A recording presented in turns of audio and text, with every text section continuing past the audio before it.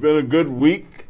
As a matter of fact, this is the week of the day that I was born. And I often say that I had the most wonderful parents on the face of the earth. Whatever it is, whatever I do, whatever I know, wherever I am, wherever I go, I owe a great deal of that to H.D. and Maisie Davis, both wonderful human beings. I love them both dearly, and generally I never say much of anything without mentioning them.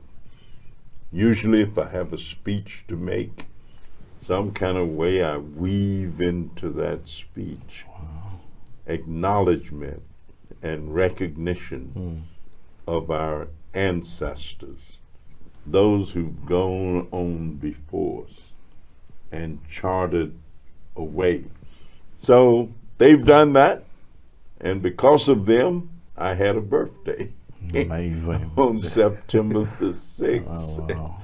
And I feel that I have been truly blessed, and so I've been celebrating all week.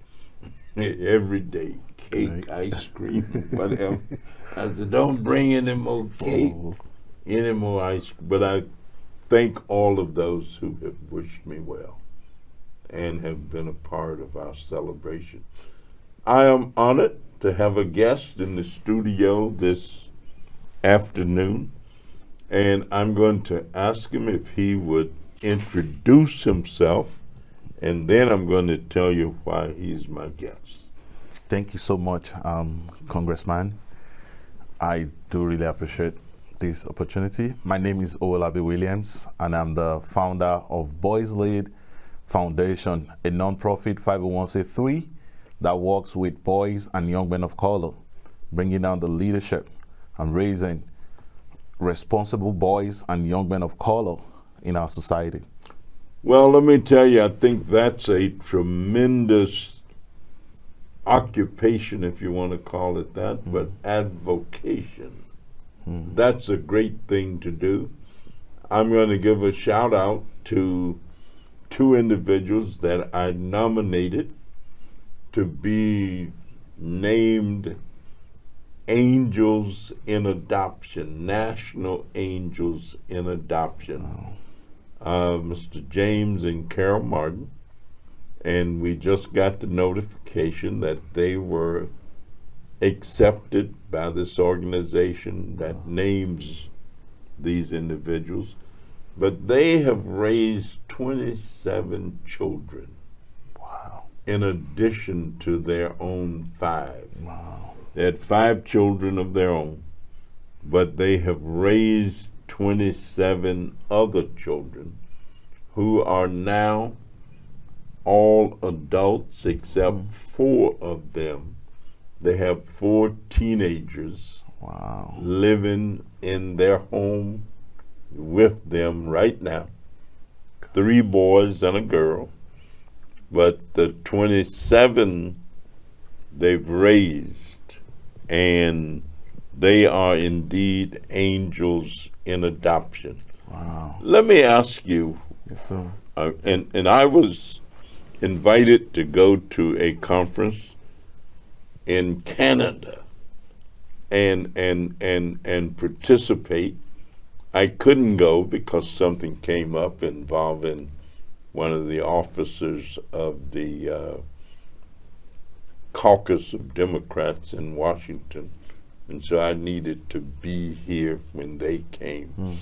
But why? Well, tell me about this organization and what it means and what it seeks to do.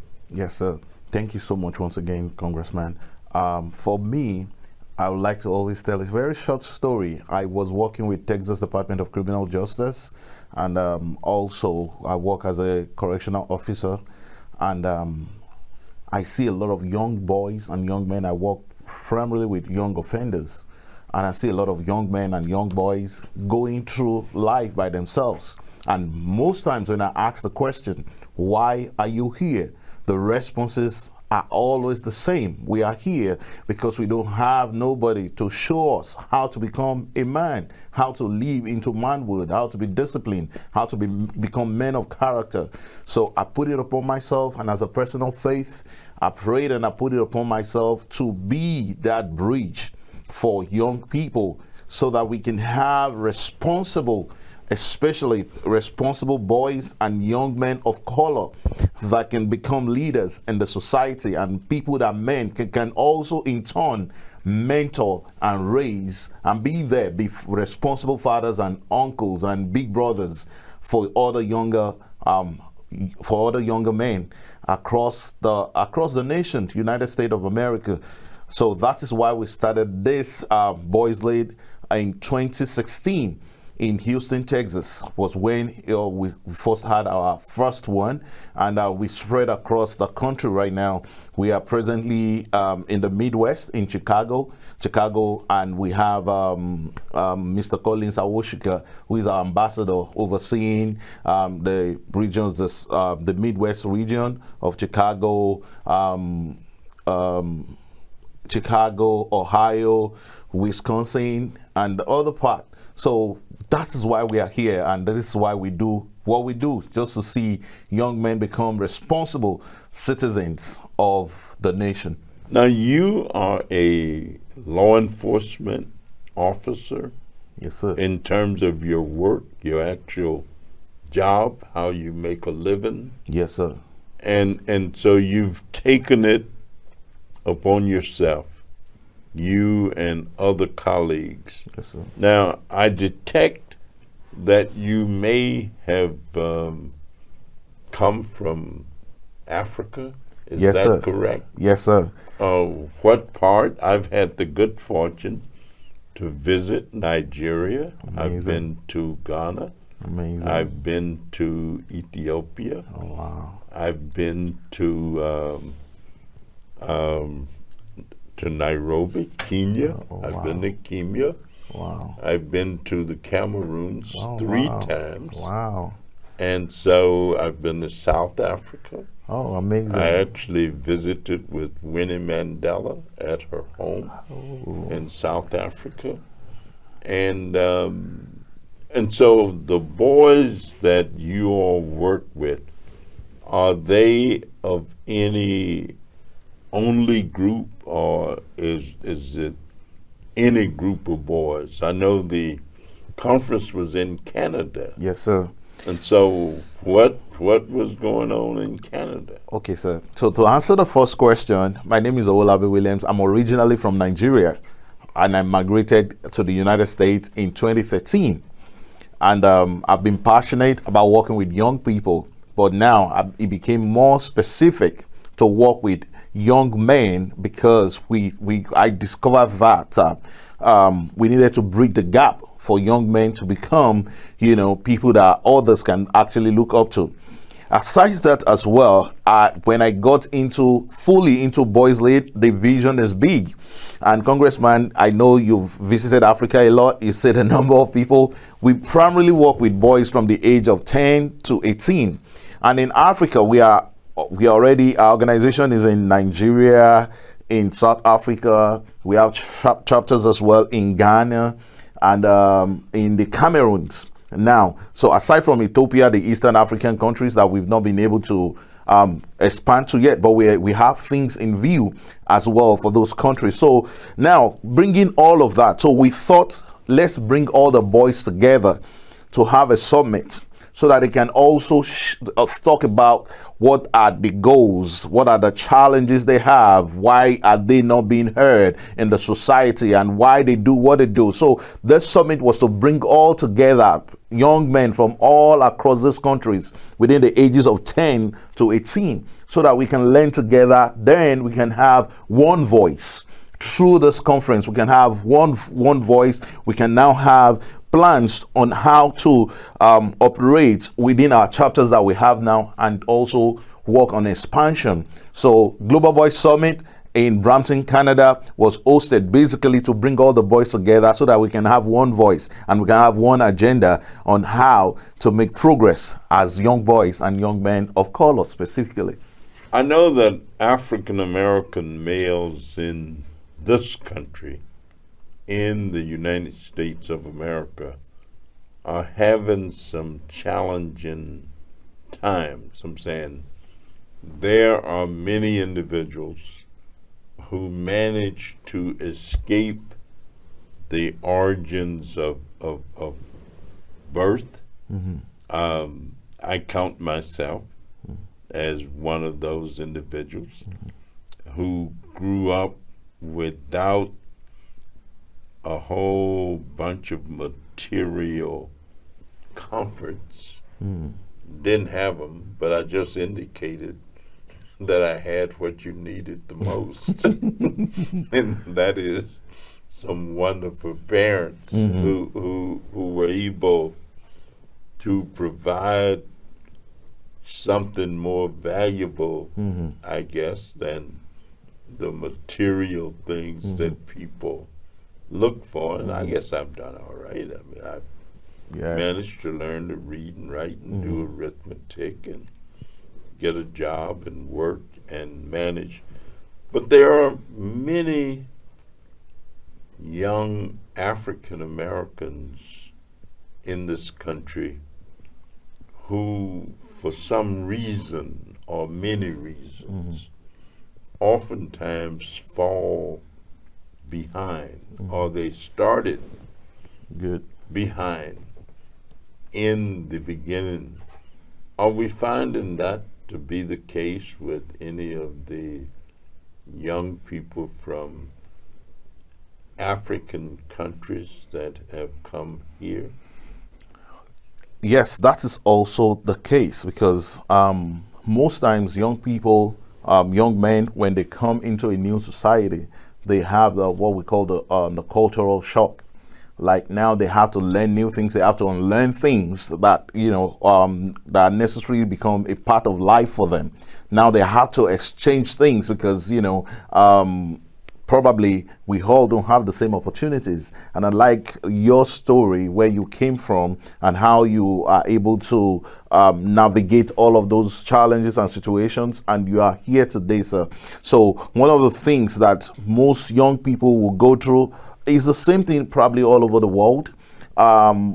For instance, people from African descent, African right now, feel the African immigrant feels that the people here have a lot of opportunities that they don't have back home in Africa. So when they come here, they explore through school, through other means, all the opportunities, through technology and all of that, to give themselves a seat on the table.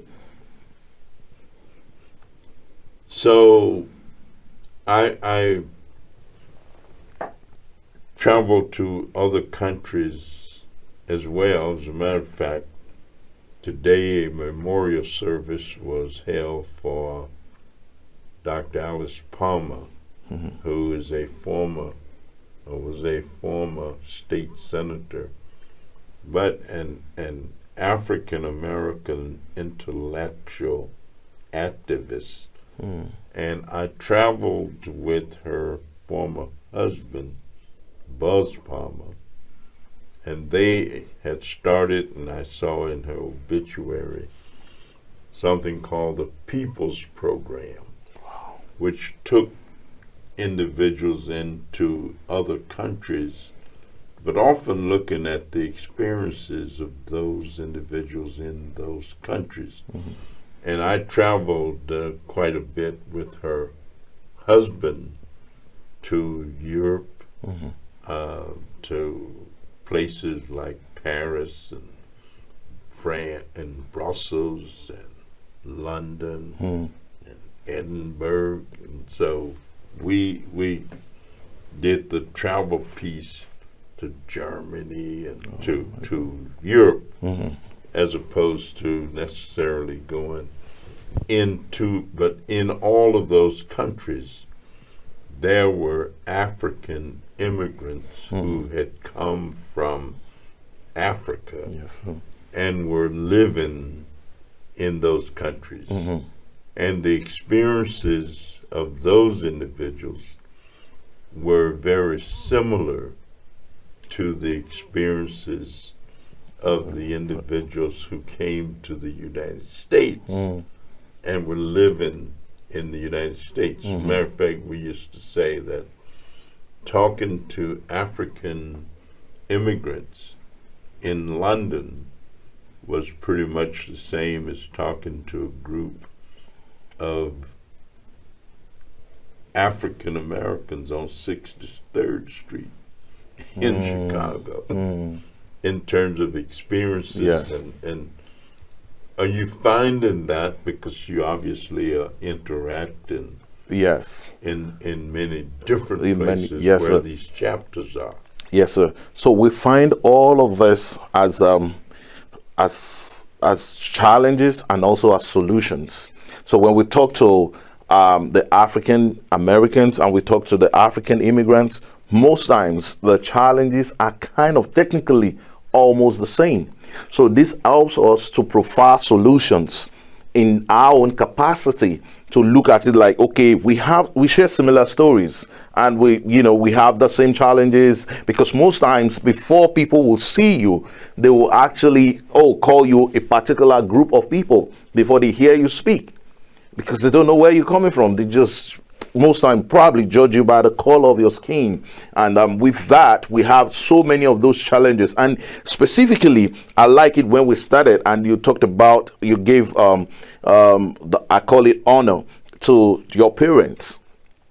And this is what we are calling for now, to say, okay, can we start to raise boys and young men that will follow the likes of Congressman Danny Davis in principles and in style and in courage to be able to stand, because standing all of these years is been a lot.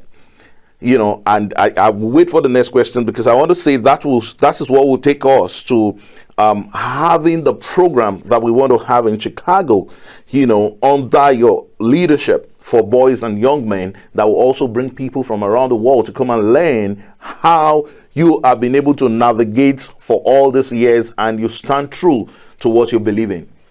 Well, let me ask you, how accepting are the young people in terms of absorbing or taking in the teachings? Or are they, some young people says, if you're over 30, you're ancient. Yeah. And whatever went on back then, that's not now. Yes, sir. And so it's a new day. Yes. It's a new era. Yes. It's a new everything. Yes. So how are you finding? Yeah, we find that very challenging as well, to be very honest. But the truth is, you are probably my grandfather right now, right? So there are challenges you went through. I may hide from it, but I'm going to go through the same thing. So we might leave, young people want to, I've been young too, that's what I told them. I've always lived on that avenue. I've lived on that road before. We've lived on that street. So we know it. So we can't change, we can't move the ancient landmarks and want to institute our own. It's not going to work. So we try, a few of them come to the knowledge of it. And that's why I say that, most times the parent at home as well, whoever is a parent, mentor, anybody that can help us guide young people should also be there to be responsible for them, to let them know that whatever it is, because they're going to cross that age and go to 35, 40 and still understand that it's the same thing that they have gone through. I think that, and I certainly agree, and I think that there are principles of character building and character making that no matter what era you're talking about, that they are etched into producing and generating certain kinds of feelings. For example, I'm a big proponent of work. Exactly. In terms of saying that work is a virtue, and that work is not just something that you do because you have to do it. That when you work, you bind yourself to the environment of which you are a part. And of course, work is also necessary in order to create and generate what you need to live. To live, yes, sir. But this notion, people take pride in their work, what they have been able to do, Yes, sir. and what they've been able to create. And so this notion somehow that work is a necessary evil, I don't quite cotton to that. I work is necessary, but I don't call it evil. No evil, not evil. It is necessary. Yes, sir. But I wouldn't say a necessary evil. And I think conveying in a positive way this notion of responsibility and of being able to contribute to the furtherance of whatever society is, as opposed to it's here, whatever it is what it is. And I didn't have anything to do with that. So if I learn to just manipulate the environment of which I'm a part, I can do all right. But how can I make the world a better place in which to live? I think really becomes something, and I detect that that's a part of what the foundation does, Yes, sir. and attempts to convey. Yes, sir. So one of the big things we do is to ensure that every young man that passes through the organization understand what work is.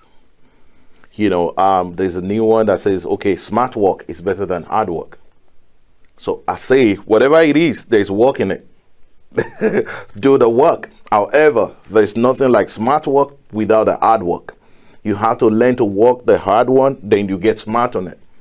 So one of the things we ensure is that we have a skills program that all of the boys and young men in the program have to go through, learn a skill to become responsible and work that skill.